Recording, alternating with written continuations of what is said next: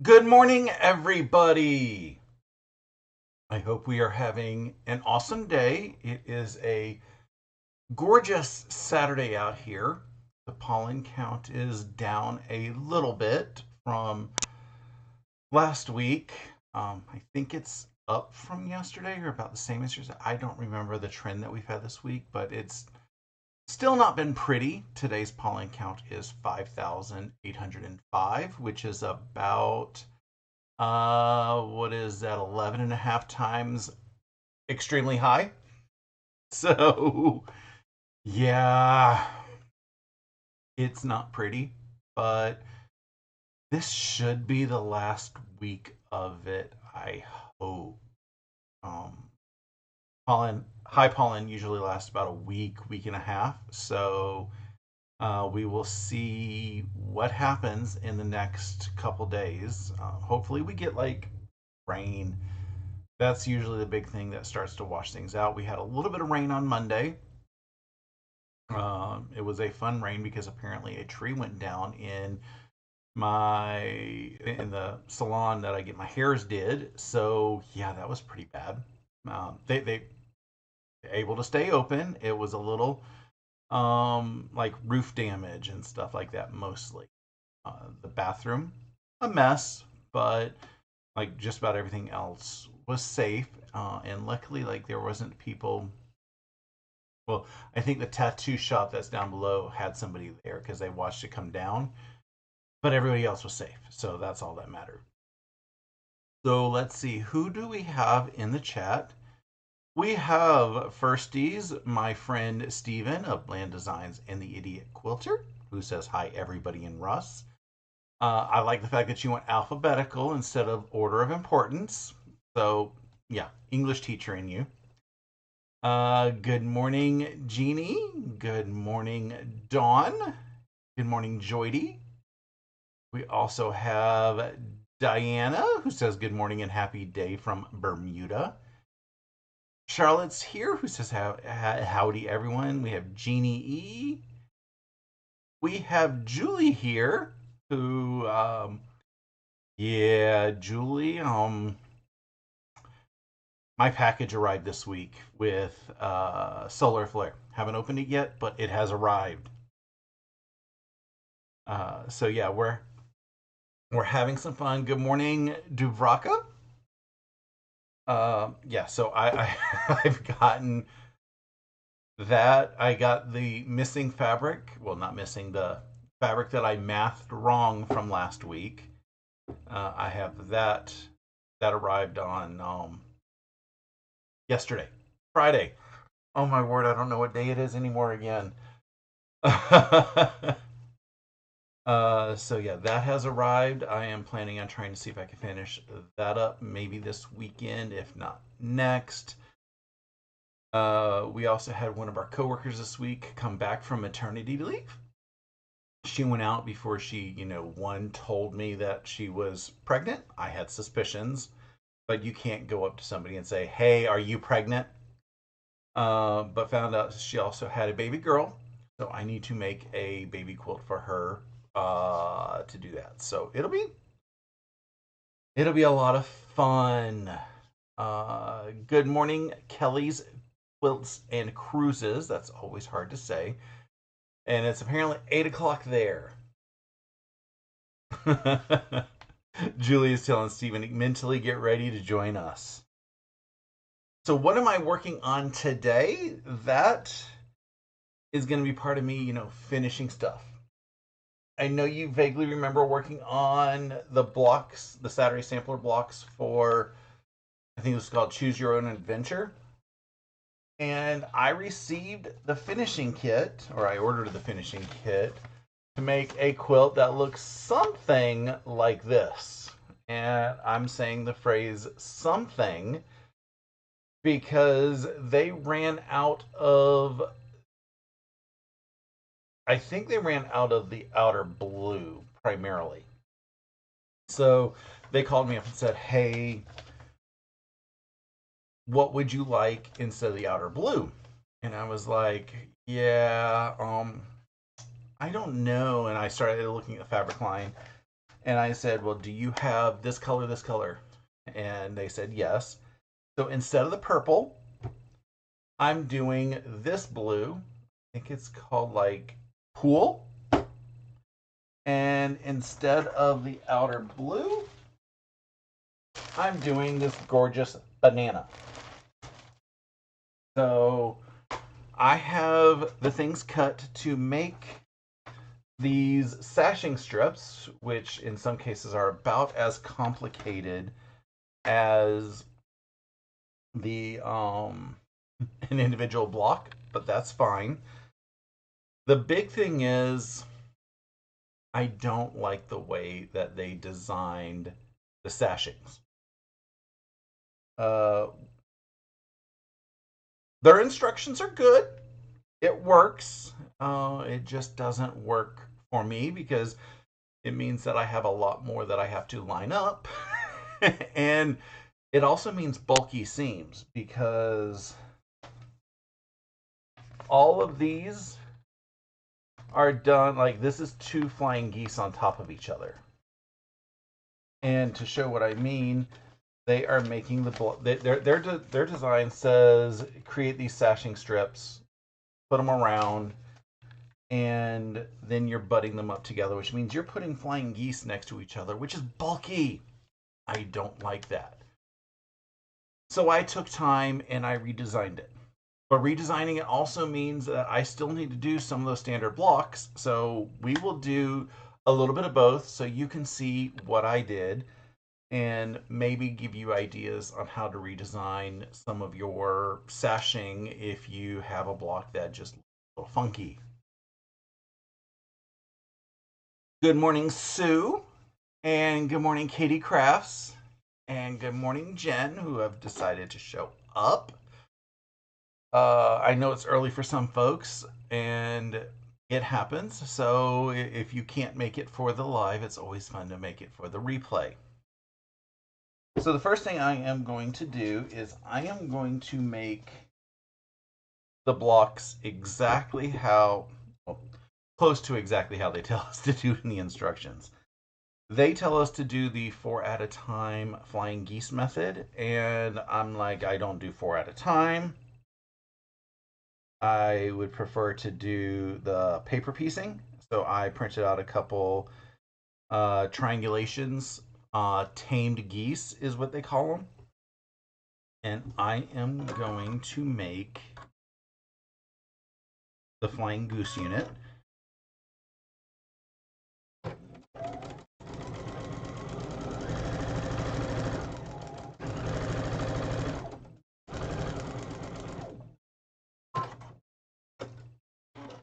Probably should heat up my iron because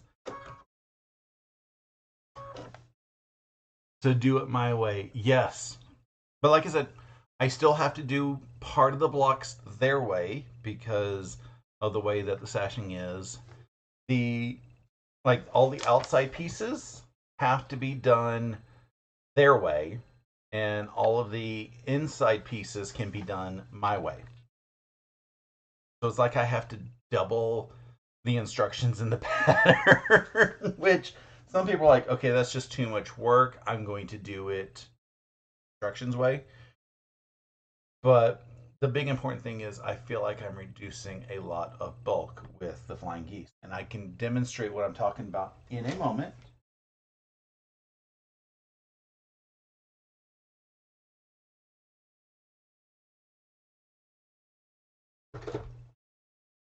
Yeah, one of the pieces on.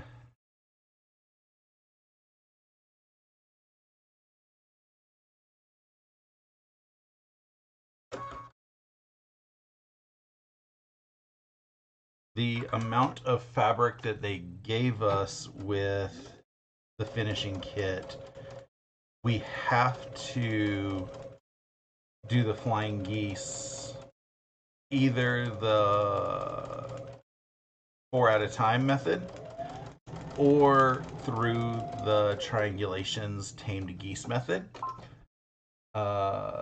They did not give us enough to do these traditional method, but you know, if you bought your own fabric, you could always increase the amount in order to fit it.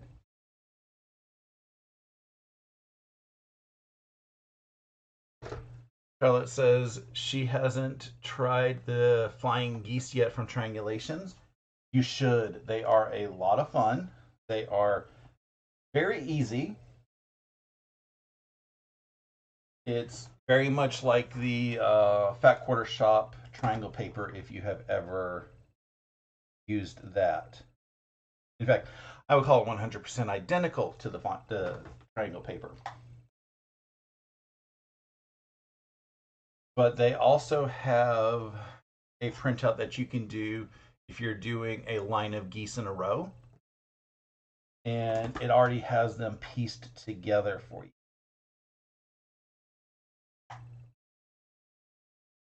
Which is really nice when you're doing a whole bunch of geese in a row. I'm just trimming my goose.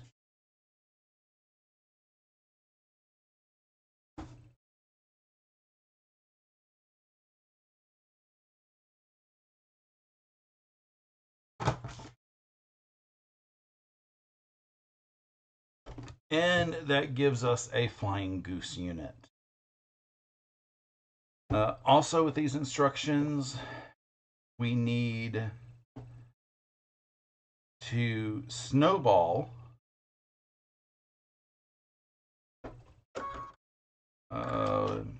one end of these rectangles, and they need to be snowballed in opposite directions.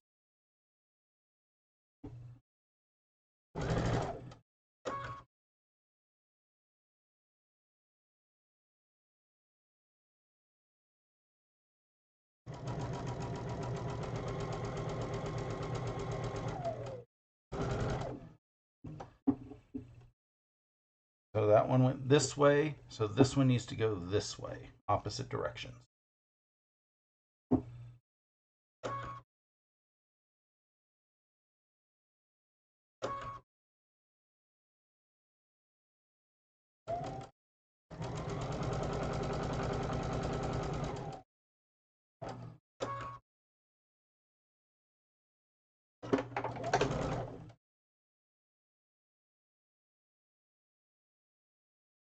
Charlotte says, awesome, she's going to find her triangulations disc. It's hiding somewhere. I ended up copying mine off to my network drive. That way I don't have to keep hunting for discs every couple of days when I need a new one. When I do snowballing of any sort, what I do is I just fold it back and line it up to itself. And I press it first, because if it doesn't line up to itself, it's not close enough. And like if you cut your seam a little bit too much, you can kind of hide that little bit extra in the seam. I'm going to do the same thing again over here. I'm lining it up to itself.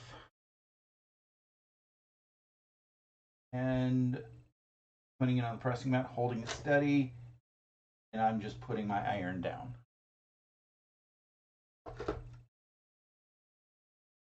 And then I'm going to trim the back side of it.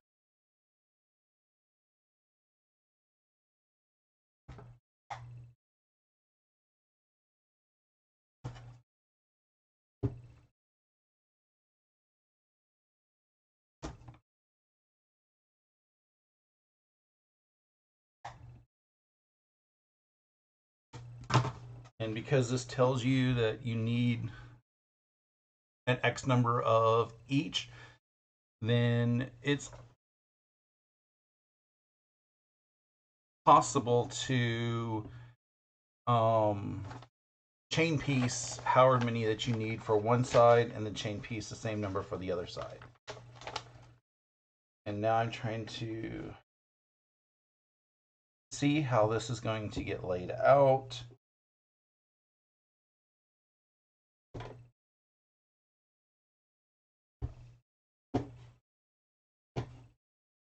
So that's how it's laid out. I am going to swap my foot. Good morning, Karen. How are you?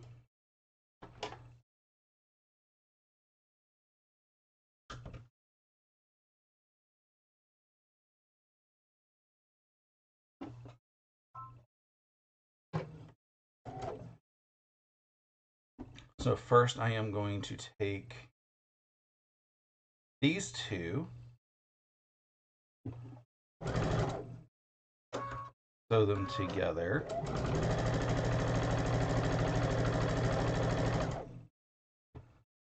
Take these two and sew them together. And again, because of the way the instructions are, you could totally chain piece all of these if you had instructions like this. I can't give you the full instructions just because they're not mine to give.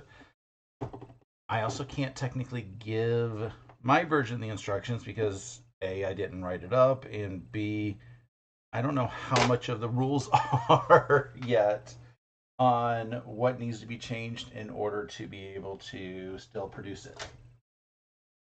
So I'm just erring on the side of caution and saying, if you can figure it out, you can figure it out.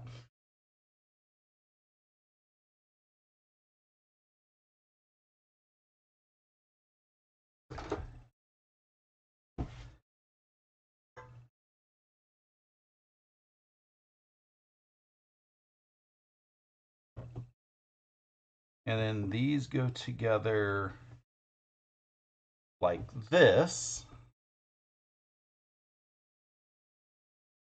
to produce the really awesome shape.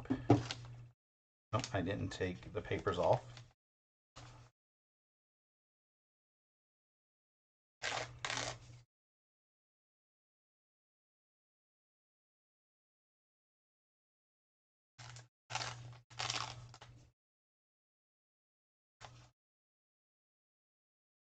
Okay. I'm going to go this side first. It doesn't matter which.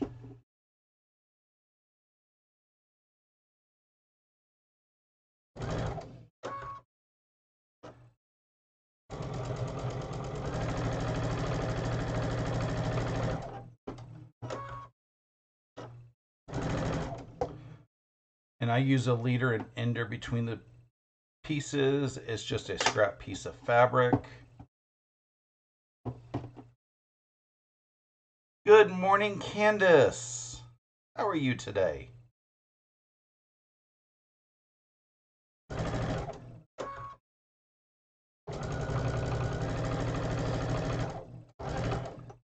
Some people use like scrap squares where they're trying to make them into bigger quilt blocks for their leader enders. I just use a piece of scrap and just sew over it 600 or 700 times.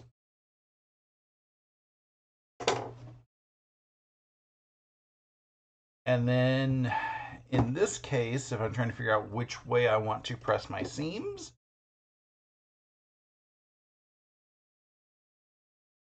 it's really tough, but I think I'm going to press my seams like this because this seam has the extra seams, or this piece has extra seams, so it really wants to go this way even though this piece wants to go that way.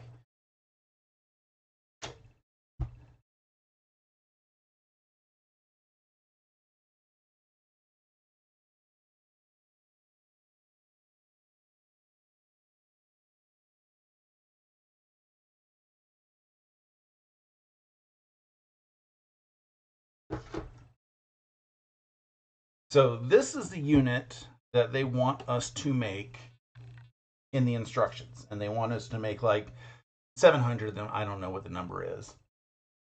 And the way that it works is it goes up against your quilt block like this. Let me see if I can do it this way.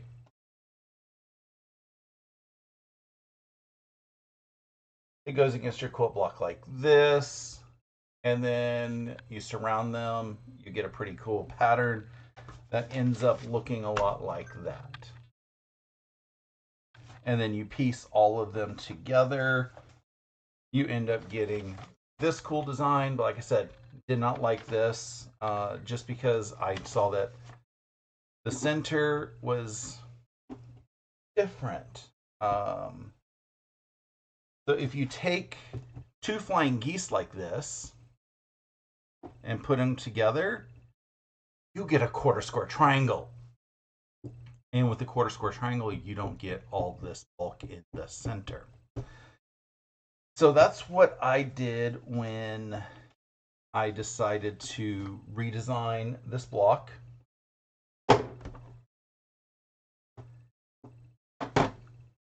Same fabrics, but this is just going to make essentially double width. And I'm going to start with the quarter square triangles. No, I should probably start with the other piece. Nope. I am going to start with, I'm going to swap my foot again. Back to my open toe.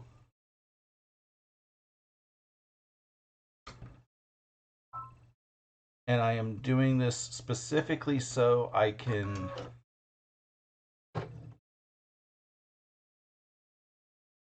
I essentially will put everything that goes with the same foot together instead of doing all these feet changes.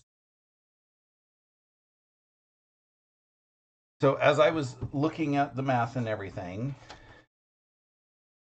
I just took it apart that there's a quarter square triangle in the center. And then what would make this is really just a single piece and two pieces on the end. I hope it'll make sense in a minute, but probably would make full sense if I made a full block or two pairs of those, but actually I can. So I'm going to rewind a second because I do have this flying goose, and then I can show you what I did to math it out differently. Candace said she just left the quilt shop. She had a coupon she needed to use. Congratulations for using a coupon. That's what we always need to do. It means you can spend more.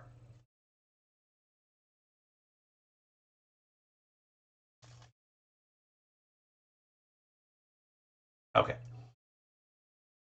I'm going to do a quick, just like I did a second ago, I'm going to build this block out so we can talk about how it gets put together.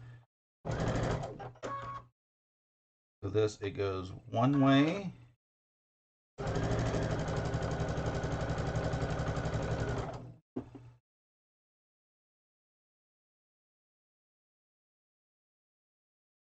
And then the other way.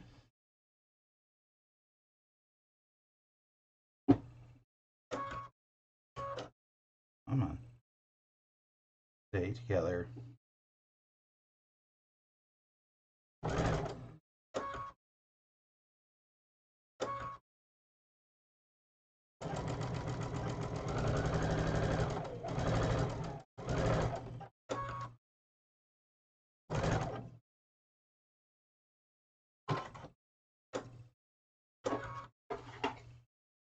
I'm going to switch feet again.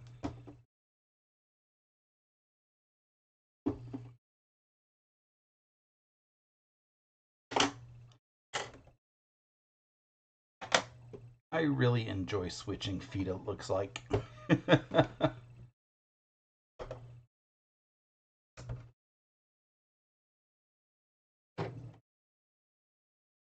So again, just like last time, lining up the corners, pressing. Lining up the corners.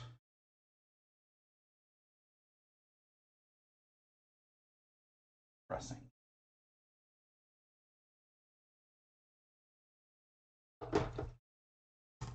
and a quick trim on the backside.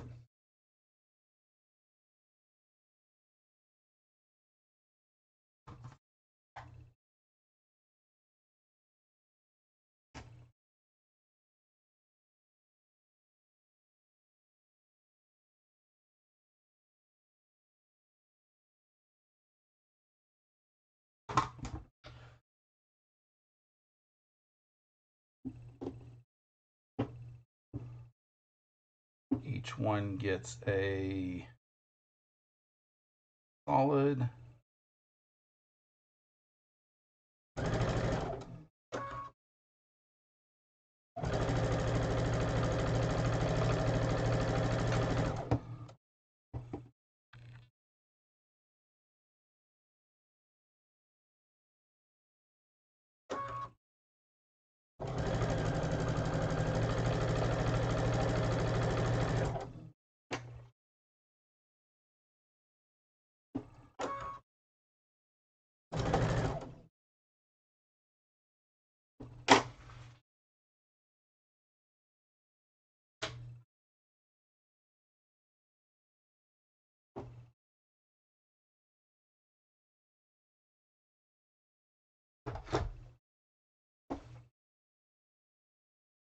And then I'm going to do the same thing that I did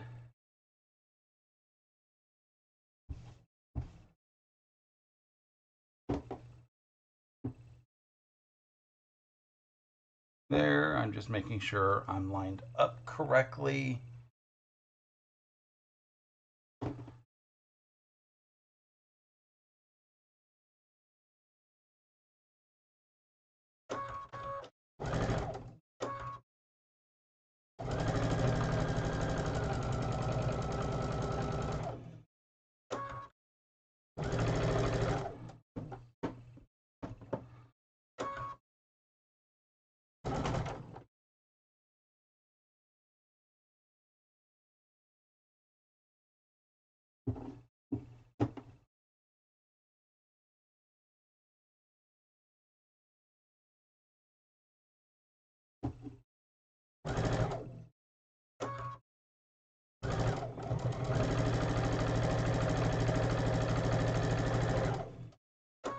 And apparently doing it this way, you still have to be careful because the finished quilt from Saturday's sampler does have one minor mistake. Took me a while to find it, but it was only when I was doing the math that I found it. One of the blocks is turned, or one of the units is turned 90 degrees.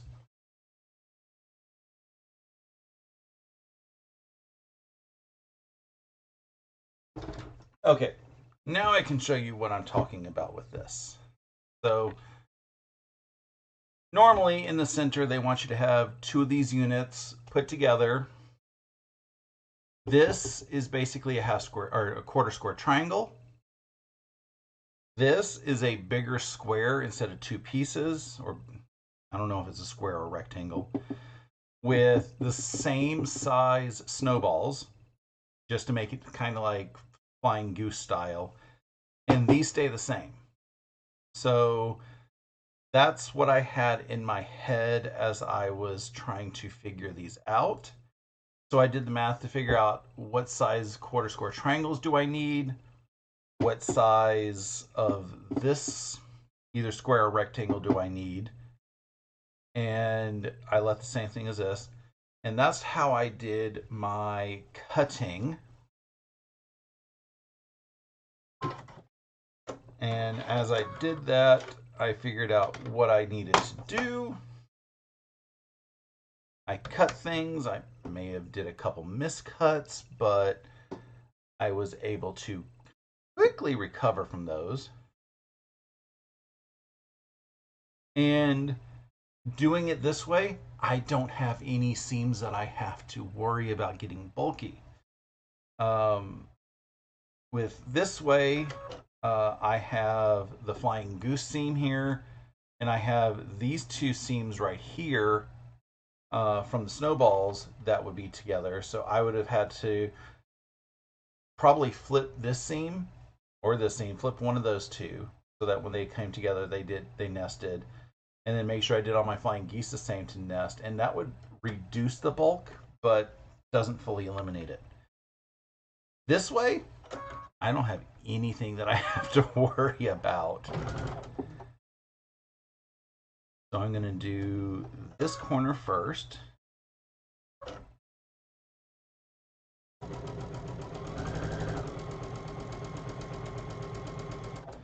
And I still have to do 2.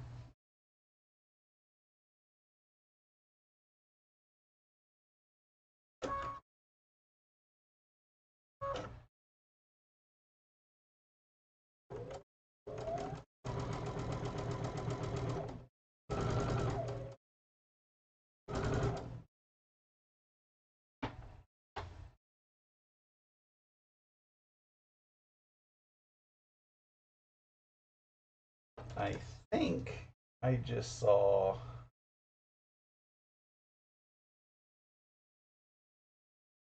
No, I didn't.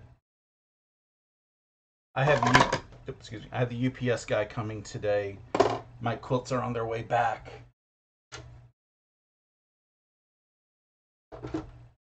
I'm doing the same thing with this. I just fold it back upon itself, fold it together, put it on my pressing mat, and just put the iron down. And remove the backside. So this is still the same thing, it's just a different size piece.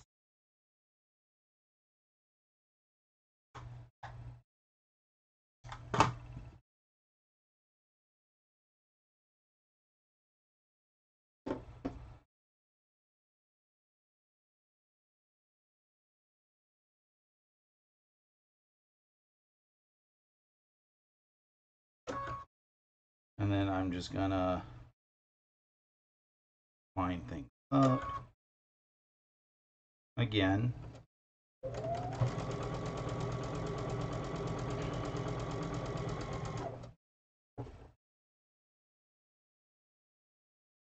And do the same thing on this one.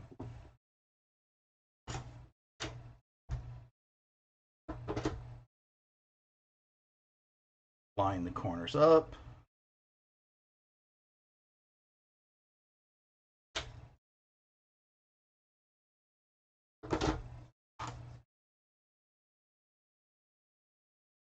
And remove the backside.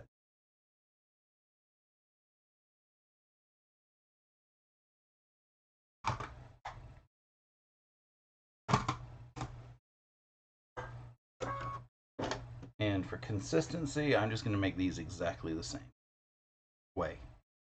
Again, doesn't matter because we're not lining up any seams.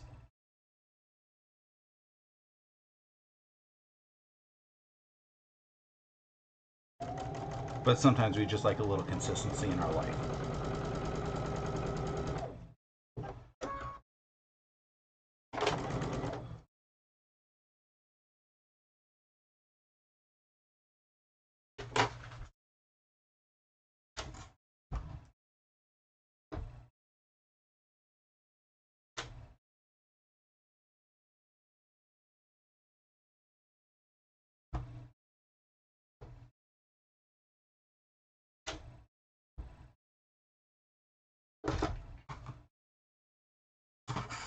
And cutting off the back.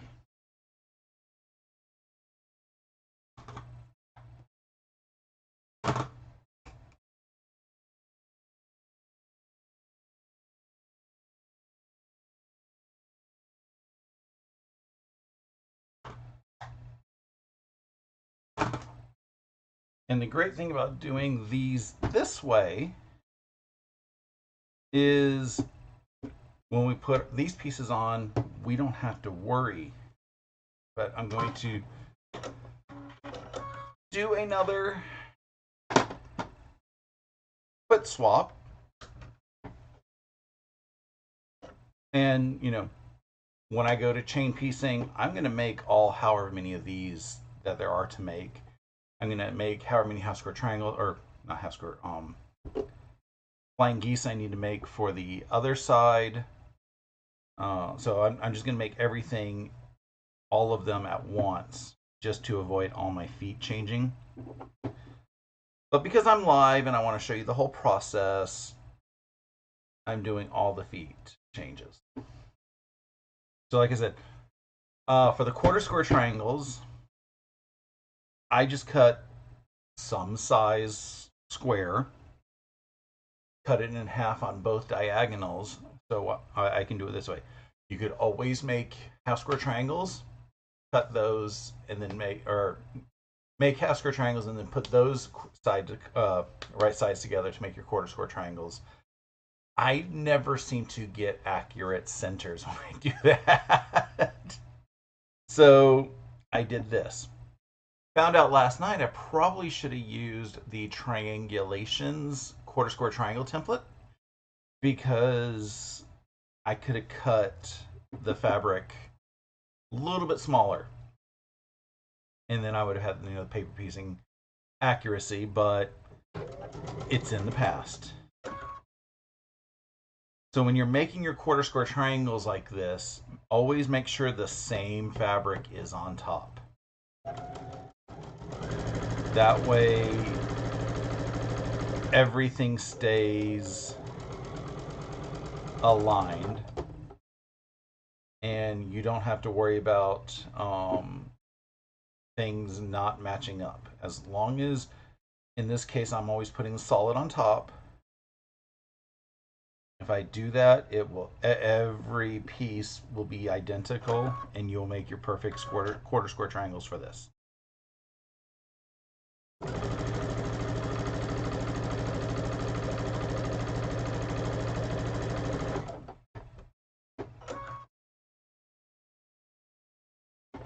And again, I would normally chain piece all however many there are. And with quarter square triangles, I find it important to press, and I am pressing. Wait, let me make sure. Yeah, I am pressing towards the top side, which is blue.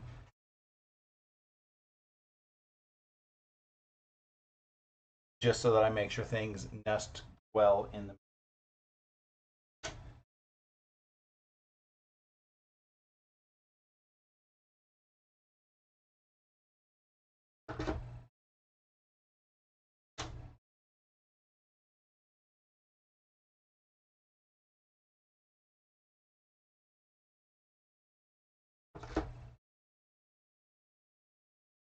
So when you have your two pieces,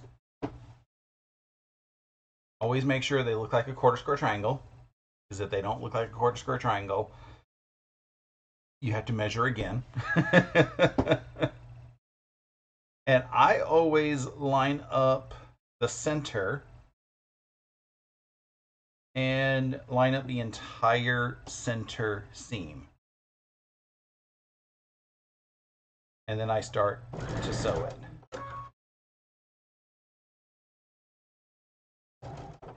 I'm not putting any extra pressures here. All I'm doing is just aligning things, making sure the center seam is lined up the entire direction.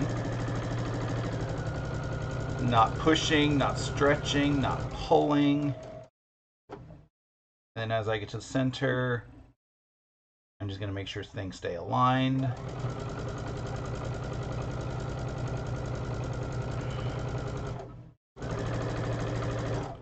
No stretch, no pull. Remember, these are biased edges, so they do have that little bit of give, a lot of bit of give. And then what I like to do here is I will press this seam this way, this seam this way, and then open up the center for a pinwheel.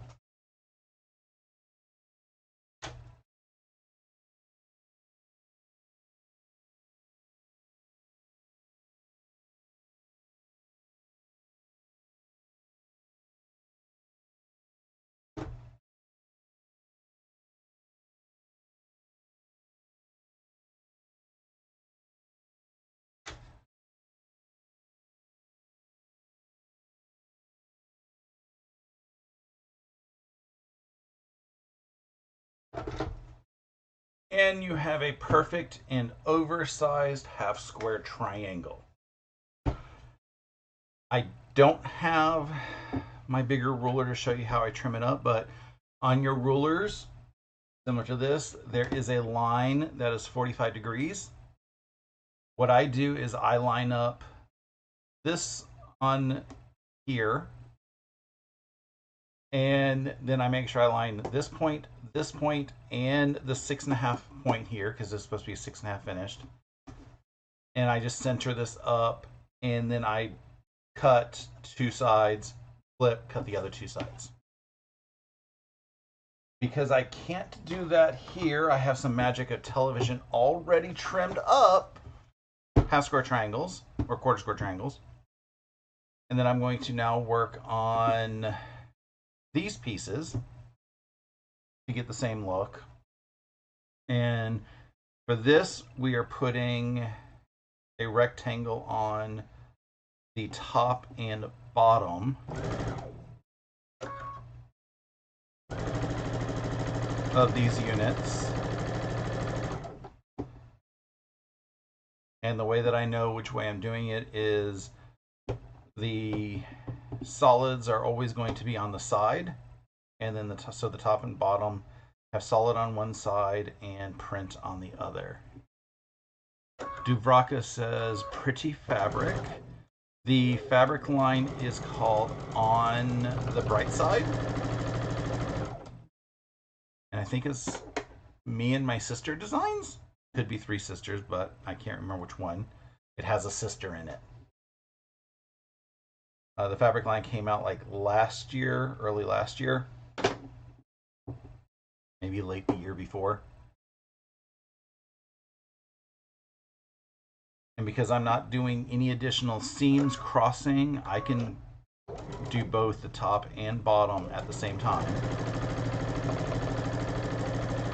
And that's only because there's no seams crossing and the fabric does not go from seam to seam. If anything is too big, you can do it. It's stuck that way. Charlie's like, wow, magic. Yes, I grew up a child of the cooking shows. And they would pop something in one oven and then take it out of another. And I was like, but you didn't have time to cook it long enough. And then again, because I don't have to line up any seams, they can go any way that I want. And the seams more want to go outward, so I'm going to press them towards the darks.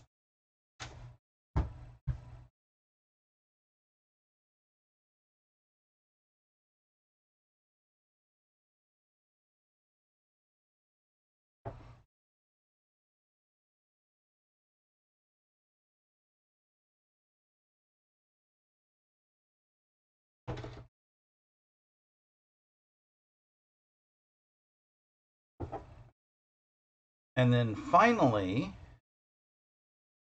to put it together,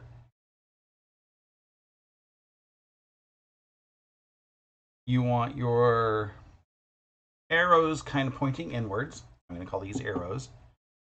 And then you want your quarter square triangles with the darker on the outside. Good morning, John from Guys Craft 2. How are you doing?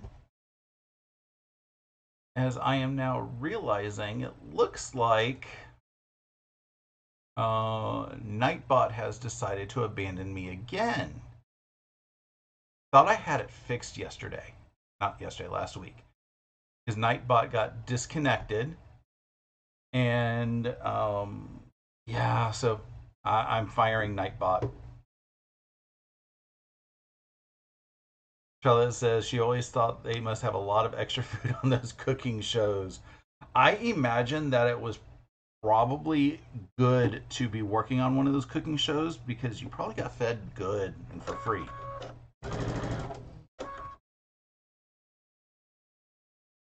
Unless it's any of those cooking shows that Uncle Roger has reviewed and he's like, no, you're doing this wrong.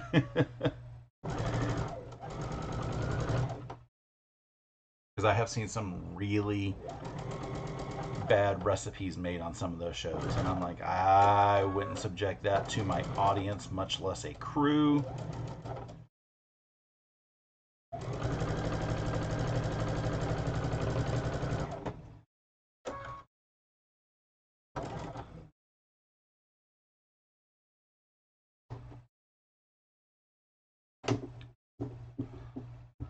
And then I'm going to do the same thing on this side. And then we are going to compare the look of the two different methods.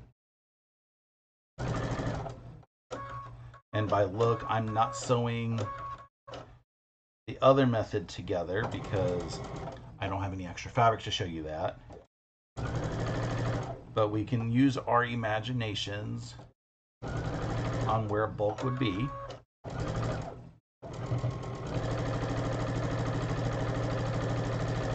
And see how it works.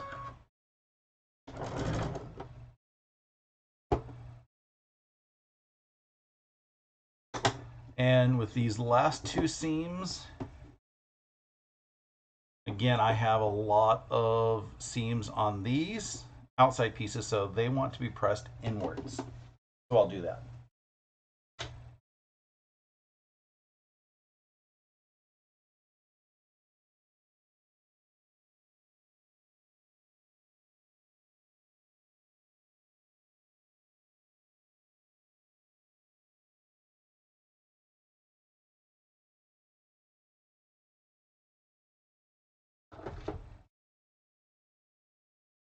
And we have our thicker sashing piece.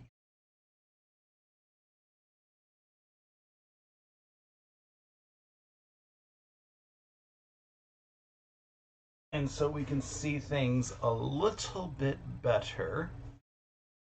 I'm going to put both of them side by side on a design board. And we can see how the two work.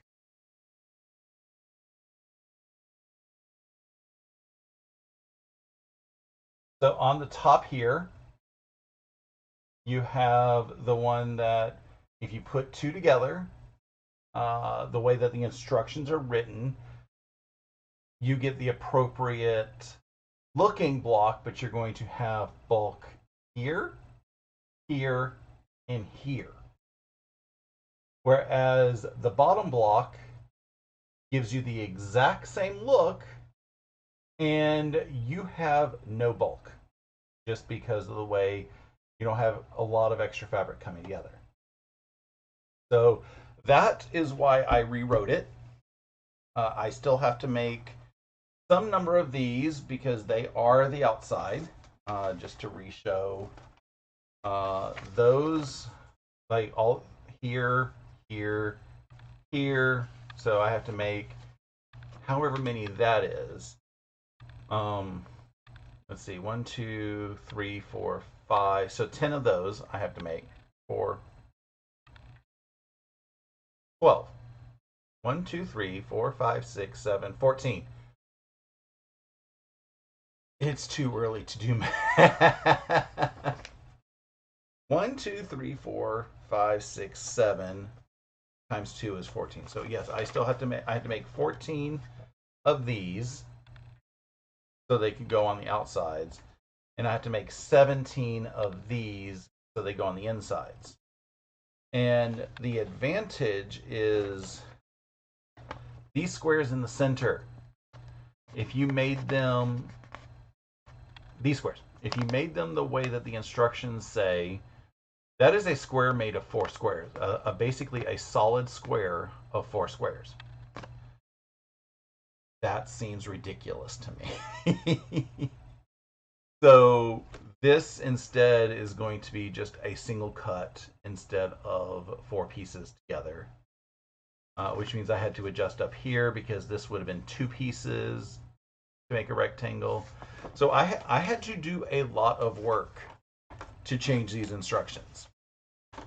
It's not easy, it's not for the faint of heart, but it's something that I felt I needed to do in order to get the results that I wanted. Get the output, get reduce the bulk is really what it is. It was a lot of work figuring out the extra cutting instructions, so I don't recommend it unless you know what you're doing. But when you put this,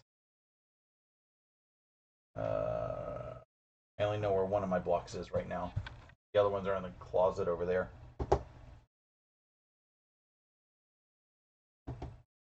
But what it's going to end up looking like with this sample block is essentially this, if this was an outside block. And then I would have another fat sashing on this side. I'd have a big square here. I'd end up having a little square or a little rectangle here. Just all the good stuff to make life easier. So that is what my afternoon is probably going to be today, because I have lots of fabric cut, and that's not all of it. I have more fabric over here, more piles over here. So my plan for the afternoon, except I think I need to go to the quilt shop. Gotta buy fabric, unless I procrastinate that till tomorrow. Is going to be basically, I'm going to do all of the flying geese, because those are with this presser foot. And then I'm going to do all the snowballing. All, again, I don't remember how many pieces it is, but it's a lot of snowballing.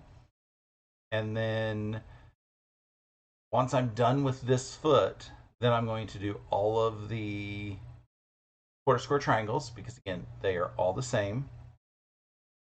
And then piece all of the blue rectangles to the snowball pieces, and then sew them all together, and then I will have all the sashings made. Not a pretty sight to look at. It's going to take me probably all afternoon, maybe even tomorrow, depending on how motivated I get. But my goal is by the end of the weekend, I have all my sashing pieces done. So maybe next weekend, during Steven's sew day, I can start putting the sashing into rows. This is even more complicated than, well, actually, it's not even more complicated than what I was doing last week when I was putting all of my sashing with the cornerstones, because this is the same sashing. So it's not like I'm doing a lot of extra work with this. Yes, Charlotte, assembly line quilting. So I can put it together the same way, because these are the sashing strips. These are the cornerstones. So maybe that's what I will do. That'll be fun to do on Steven's pop-up sew day next week. So I think I am going to cut this live 5 minutes short. I've had a wonderful time spending with you. But yeah, assembly line quilting is about what is about to happen. A lot of pieces, a lot of just prep work, getting things together. But the good thing is, when I have the assembly line done, I will have everything ready to be nested in that. I'm trying to figure out what I'm going to do next week, because, like I said, we have Steven's pop-up sew day next week. We will see what else is going on. So I'm not certain what I'm doing for my live quite yet. I have a couple ideas. I did find the missing gnome from Cotton Cuts, because as I was putting together, I was like, I know I am missing a gnome and I was missing December. So maybe I will work on the December gnome next week.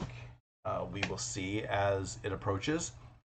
But I do have this quilt I want to finish. I have the borders that I need to finish on the smaller graduation quilt. I have binding that I'm going to have to do because, like I said, UPS is supposed to be here today at some point to drop off the quilts that I sent to Stephanie for long arming. So I have to get binding done on that. I have a lot of stuff that I need to get done this month, and I just need to organize what is going to get done on which days and what is best shown on lives versus what is best shown, after the fact on the vlog, because I can't do binding on a live. Would love to, but these are too big. Maybe when I get the gnomes done, I can show you how I do binding on a live on something smaller, but on a big quilt, I can't do binding. So I hope you guys have a wonderful rest of your day. Awesome weekend.